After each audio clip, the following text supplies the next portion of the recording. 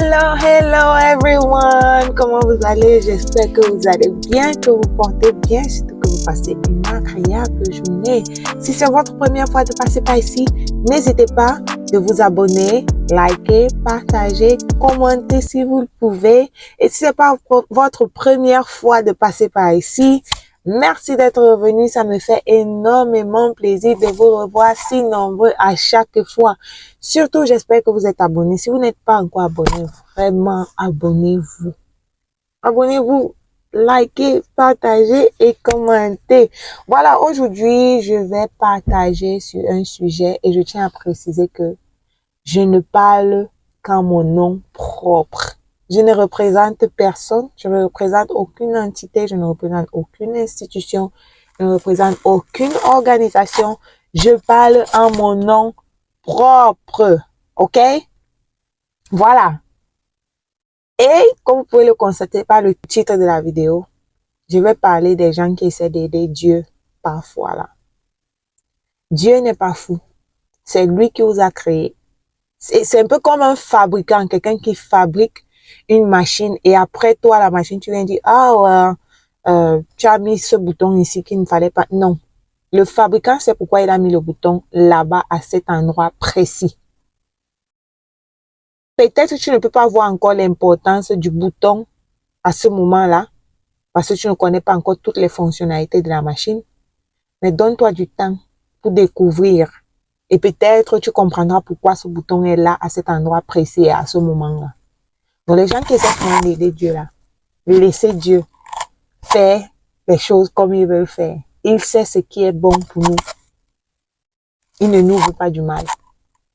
Donc, pour que vous compreniez de quoi je parle, je vais mettre une vidéo et je vais parler pendant la vidéo. Parce que la vidéo est en anglais, je ne sais pas si tout le monde comprend l'anglais. Je ne vais pas traduire mot à mot, mais je vais parler pendant la vidéo et vous dire exactement de quoi il s'agit. Ou alors, je vous dis un peu de quoi il s'agit. En fait, il s'agit d'une jeune fille. Elle est née fille. Elle a grandi, vous savez, les garçons manqués, comme on dit souvent. Mais elle, en grandissant, s'est dit que voilà, je dois être un garçon. Et à partir d'un certain âge, 21 ans, elle a commencé à prendre la testostérone pour pouvoir développer, voilà, les caractères d'un garçon, d'un homme. La voix changeait, la barbe commençait à pousser, sauf qu'elle s'est rendue compte, pendant ce changement-là, des années plus tard, que cette testostérone-là la rendait plutôt malade. Elle passait beaucoup de temps à l'hôpital, les boutons, des trucs qu'elle ne voulait pas. Et après, d'après elle a compris que ce n'était pas ce que Dieu voulait pour elle. Et elle a décidé de redevenir une femme. Et quand elle est redevenue une femme, elle a trouvé qu'elle était très belle. Et elle s'aime comme elle est. Et elle a commencé à mettre les ongles, le maquillage, se coiffer, appeler même sa famille en vidéo. Et ils ont vu et ils causaient. Et elle est contente. Et elle trouve que vraiment, elle peut utiliser son histoire pour sensibiliser les autres. Parce qu'elle trouvait que c'était la dépression qui a fait en sorte qu'elle change et devienne ce qu'elle est devenue. Donc, je vais mettre la vidéo. Vous allez voir et je vais parler pendant la vidéo. Et on se reprend juste après. OK? Voilà, donc comme vous pouvez le constater, elle raconte son histoire depuis l'enfance jusqu'au moment où elle a pris la décision de changer de sexe. C'est elle sur la photo en jogging bleu, je crois, derrière la petite accroupie avec un t-shirt orange. Donc, elle montre les photos de son enfance, comme elle était une jeune fille. Là, elle a son papa et son frère. Et elle a donné son nom, elle s'identifie comme FTM, vous pouvez l'appeler FTM et tout. Donc là, elle avait son papa et son frère, une petite fille, elle a grandi une petite fille. Et voilà, on voit comment la vie était belle, sauf que elle ne se trouvait pas jolie. Elle était un garçon manqué. On va pas dire qu'elle se trouvait pas jolie à ce moment précis. Elle était un garçon manqué. Et parce que je me dis, elle a grandi peut-être elle est garçon. Et du coup, elle pensait qu'elle est un garçon aussi. L'habillement et tout. Voilà, je vois une petite fille très jolie, very cute. Et voilà, vous savez, things happen in life. Et ce qui est arrivé a arrivé. Et elle a pensé que non, le moment est venu, il faut qu'elle devienne un garçon.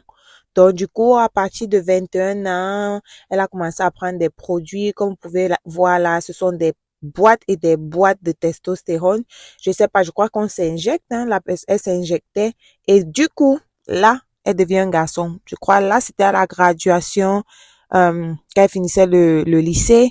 Et ici, vous pouvez voir comment il ou elle dansait déjà, elle s'habillait déjà comme un garçon, ressemblait à un garçon de plus en plus. Au fil du temps, au fil des années, elle devenait de plus en plus un garçon. Jusqu'à les tatouages sur le visage, un peu comme vous savez, non?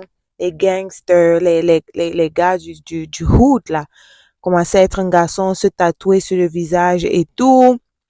Sauf qu'à ce moment précis, la dépression, elle a commencé à déprimer, bon, on va dire il, parce qu'ici, il se considérait déjà comme un garçon, commençait à déprimer, et là, vous voyez les stickers sur le corps un peu de partout, les boutons sortaient, et il a commencé à comprendre que non, ça ne va pas, il y a quelque chose qui ne va pas. Ce que je suis en train de faire, au lieu de me rendre plus heureux, je vais dire comme ça me rend plutôt malade et plus malheureux. Elle était de plus en plus malheureuse et elle a trouvé que ce n'était pas sa voie et a voulu retrouver sa voie et redevenir une femme. Et elle a pris la décision que beaucoup hésitent encore. Que voilà, j'ai déjà dit à tout le monde que je suis un homme, si. Redevenir encore une femme est compliqué, mais elle a mis son bonheur à l'avant et a décidé de redevenir une femme. Et comme vous pouvez voir ici, elle est allée dans les salons de manicure pour commencer à faire ses ongles. Et ici, elle dit que c'était sa toute première fois de se mettre des ongles, des faux ongles, d'avoir une manicure en fait. Donc, et elle aimait, elle trouvait que ses doigts sont beaux. Comme vous dites que quand les écailles tombent de vos yeux, les choses que vous ne voyez pas avant, vous commencez à voir, vous commencez à percevoir ces choses-là. Là, elle trouvait que ses doigts étaient beaux. Les mêmes doigts d'avant, elle commence à trouver que c'est beau. Et elle allait s'asseoir dans un salon, elle s'est tressée, elle a fait des knotless braids sur sa tête. Et elle a commencé, vous voyez comment elle est toute heureuse, toute contente. Elle trouvait que c'est beau, que c'est joli et tout, et tout, et tout. Donc, du coup, elle a appelé sa famille au téléphone, en vidéo, commencé à parler avec eux, montrer les ongles, la coiffure et tout. Et la famille était toute heureuse. Plus précisément, sa maman, je crois que c'est sa maman et puis il y a une autre personne à côté. Ils sont heureux, ils disent comment elle est toute belle. Et je crois que maintenant, elle a 28 ans. Donc, on va dire quoi? 7 ans plus tard, parce qu'elle a commencé à prendre la testostérone, elle a dit à 21 ans, donc 7 ans plus tard. Comme quoi, mieux vaut tard que jamais. Et puis on dit, la fin d'une chose vaut mieux que son commencement. Tu peux prendre une voie et après, tu as honte, tu te dis que non, ça va pas aller, nanana. Donne-toi du temps. Avec le temps, ça va aller. Vous voyez, elle a fait tout ce qu'elle a fait, mais elle est revenue à la personne initiale que Dieu avait créée. Et, et voilà quoi. Donc, voilà, je voulais comme ça conclure la vidéo et dire ceci. Dieu est un Dieu bon et il sait ce qu'il fait. Et si vous lui faites confiance, vous n'allez pas le regretter. Je ne suis pas là pour juger qui que ce soit parce qu'après tout, le salut est personnel et voilà, chacun fait ce qu'il veut. Comme les gens le disent, c'est votre vie, vous en faites ce que vous voulez. Je suis juste là pour dire que il faut apprendre à faire confiance à Dieu et vous n'allez pas le regretter. Si Dieu t'a créé un homme, il sait pourquoi il t'a créé un homme. Et si Dieu t'a créé une femme, il sait pourquoi il t'a créé une femme. Parce que même si tu es un homme, même si la science, la médecine actuelle de nos jours essaie de vous faire croire que non, tu peux quitter de femme à homme ou de homme à femme et voilà, et ta vie va donner, bon, ils sont juste en train de vous berner, ok? Parce que même si tu es une femme, si tu es une femme et tu décides de devenir un homme, et ils font tout ce qu'ils vont faire, leur chirurgie et tout, mon frère ou ma soeur, tu seras différente de l'homme qui est né homme et ou de la femme qui est née femme. Il y aura une différence. Force n'importe comment, ce sera différent. Parce que le naturel revient toujours. Le naturel va revenir. Peu importe ce que on va faire, peu importe ce qu'on va dire. en toi, tu sauras que ça ne va pas. C'est comme un homme qui dit que, oh, je suis une femme je suis une femme aujourd'hui. Est-ce que tu peux procréer? Tu ne peux pas. Ils vont créer un utérus te donner, ou bien tu vas dire non, il y a les IVF, il y a les IUI, donc je n'ai pas besoin de porter le bébé dans mon ventre pour me sentir femme. Oh, une femme naturellement est capable de porter le bébé dans son ventre. Donc si tu ne peux pas le faire, c'est que tu n'es pas une femme. Et cela ne s'applique pas aux femmes que naturellement sont stériles ou naturellement Dieu en a décidé autrement pour leur cas. Ça ne s'applique pas à celles-là. Ça ne veut pas dire qu'elles sont pas des femmes, elles sont des femmes. Mais c'est Dieu qui a décidé que pour elles, elles ne pourront pas le faire. Mais ça ne veut pas dire qu'elles n'ont pas d'utérus non plus. Elles ont un utérus.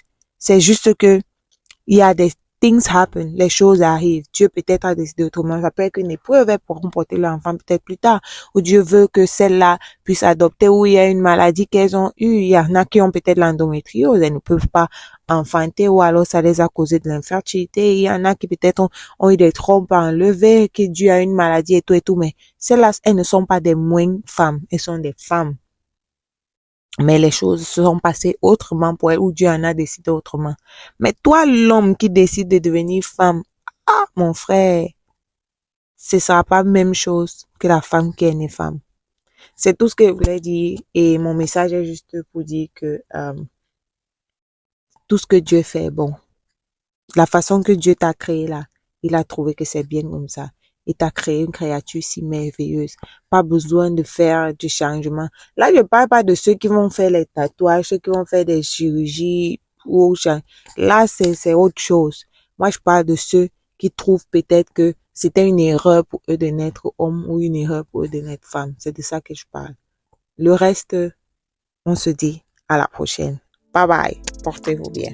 Et surtout, n'oubliez pas de vous abonner, liker, partager, commenter, donnez-moi votre avis sur cette vidéo parce que moi, personnellement, je la trouve très, très belle en femme.